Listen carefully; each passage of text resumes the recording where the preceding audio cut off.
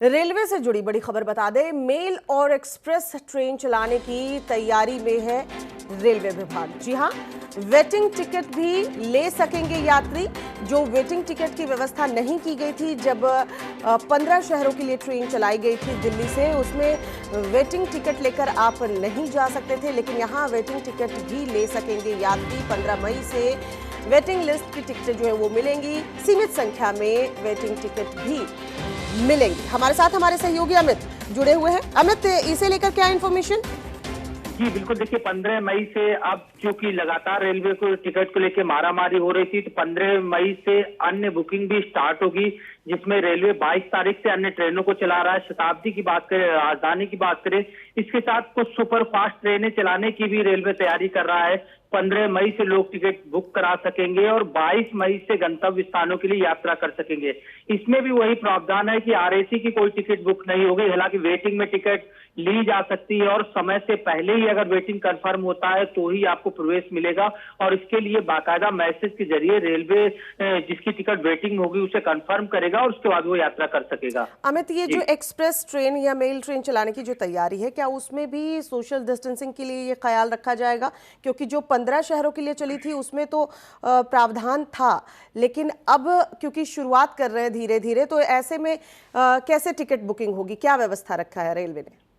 देखिए, बुकिंग जो है वो ऑनलाइन होगी, और पिछली बार जिस तरह से रेलवे ने इंतजाम किए थे तमाम शहरों के लिए, खास तौर पे चाहे वो सोशल डिस्टेंसिंग की बात करें या थर्मल स्कैनिंग की बात करें, तो लगातार रेलवे इसे लेके काम कर रहा था। तो स्टेशन स्तर पे सुधार हो चुका है, जो स्टेशन खुले, लेकिन कई अन्य स्टेशनों पे जहां पे गाड़ियां रुकेंगी वहां के लिए विशेष इंतजाम अब रेलवे को करने होंगे।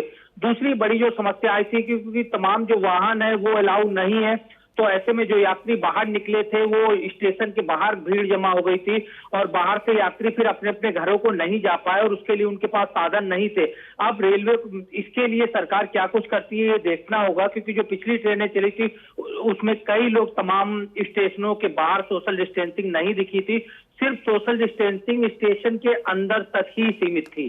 जी, तो इस बार रेलवे क्योंकि ज्यादा कह सकते हैं बड़े पैमाने पर तैयारी कर रहा है, तो शायद ये व्यवस्थाएं दिखे। क्योंकि आप अगर टिकट बुक करते हैं और आप रेलवे स्टेशन तक जाना चाहते हैं रेल से यात्रा करने के लिए, तो भी आप कैसे जाएंगे ये भी व्यवस्था देखनी होगी। साथ ही साथ जहां गंतव्य स्थान है वहां पहुंचेंगे तो वहां से भी क्या व्यवस्था है, और यही वजह है कि सोशल डिस्टेंसिंग का पालन नहीं हो रहा है। अमित जी बिल्कुल, देखिए क्योंकि उतने संसाधन नहीं है, जो रेलवे के इंतजाम है वो स्टेशन के आसपास उसके अंदर के ही होते हैं और बाहर का प्रारूप अलग होता है। जो राज्य सरकारें हैं उन्हें इंतजाम करना होता है, या गृह मंत्रालय जो गाइडलाइंस है उसके अकॉर्डिंग चलना होता है। और पिछली जो गाइडलाइंस थी तो उसके अकॉर्डिंग ना बस, टैक्सी या इस तरह की जो सर्विसेज थी वो अलाउ नहीं थी, और जो लोग ऑटो या किसी अन्य साधन से पहुंचना चाहे वो भी नहीं पहुंच सकते थे। तो ये बड़ी चुनौती थी लोगों के सामने, जिस वजह से लोगों को खासी दिक्कत हुई।